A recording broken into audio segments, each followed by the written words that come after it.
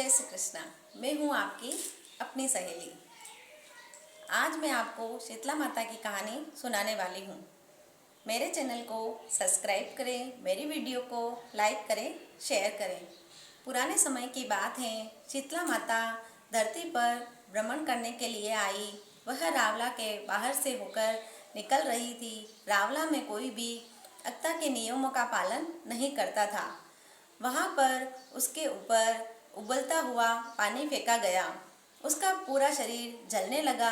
पूरे गांव भर में वह घूमती रही कि मेरा शरीर जल रहा है, कोई तो मुझे ठंडा करो, मेरा शरीर जल रहा है, कोई तो मुझे ठंडा करो। किसी ने उसकी नहीं सुनी। वहाँ पर एक कुमारन रहती थी। वह कुमारन दौड़ कर आई और शीतला माता के ऊपर ठंडे मटके का पानी डालकर माताजी को ठंडा किया। उनको हाथ पकड़कर अपने घर ले आई। वहाँ पर उसके घर में बैठने के लिए कुछ न था। वह कहने लगी कि माई, मैं तुम्हें कहाँ बिठाऊँ, मेरे घर में तो बैठने के लिए कुछ नहीं है। वहाँ पर एक गधा था। माई उस गधे पर जाकर बैठ गई। कुमारन ने कहा कि मेरे पास रात की बनी हुई राख पड़ी है, आप कहो तो मैं ले आऊं। वह दही के अंदर रात की बनी हुई राख को गरोल कर ले आई। माताजी ने ठंडी ठंडी राख पी। माताजी का मन शांत हुआ। माता ने कहा कि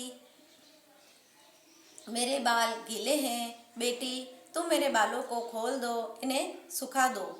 वह बालों को खोलकर सुखाने लगी तो देखती है कि माताजी की तो सिर के पीछे एक आँख है। वह डर कर दूर जाकर खड़ी हो गई। माताजी ने कहा कि बेटा डरो नहीं, मैं और कोई नहीं, शीतला माता हूँ।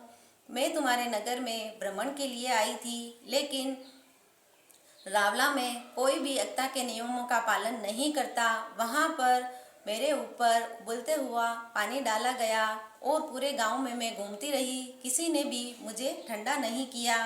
मेरे पूरे गांव को श्राप देती हूँ कि पूरा गांव जलकर भस्म हो जाएगा। तब वह कहने लगी कि माई ऐसा न करो, पूरा गांव जलकर भस्म हो जाएगा तो मैं अपना जीवन यापन कैसे करूँगी।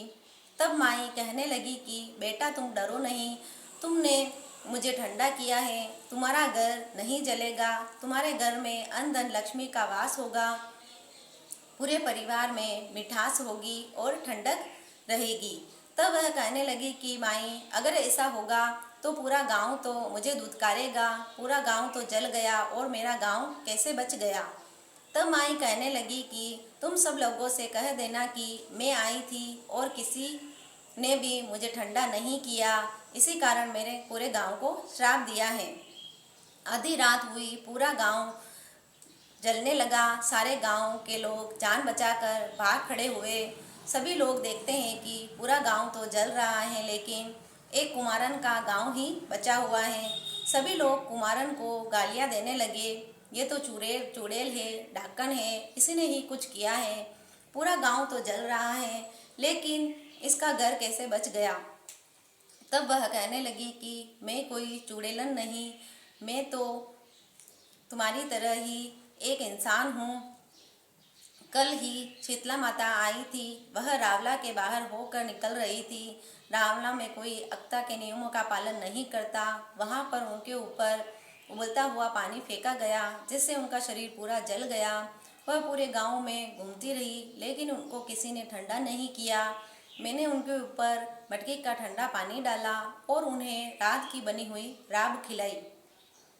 इसी कारण माता ने प्रसन्न होकर मुझे आशीर्वाद दिया है। इसी कारण मेरा घर जला नहीं है। मुझे अन्न धन लक्ष्मी और प्रेम का आशीर्वाद दिया है। मेरे घर में हमेशा प्रेम बना रहेगा, सबके मन शांत और ठंडे रहेंगे। माँ ने कहा है कि आज से ही पूरे गांव भर में होलिका दहन के दूसरे दिन से ही सप्तमी तक अक्ता के नियमों का पालन किया जाए और सप्तवें दिन रात को ठंडा बनाकर दूसरे दिन ठंडा खाया जाए, तो वह सब पर कृपा करेगी, सबका मन ठंडा रहेगा, अन्न धन लक्ष्मी होगी। हे शीतला माता, जैसे आपने कुमारन पर कृपा की वैसे ही सब पर करना। जय श्री कृष्णा।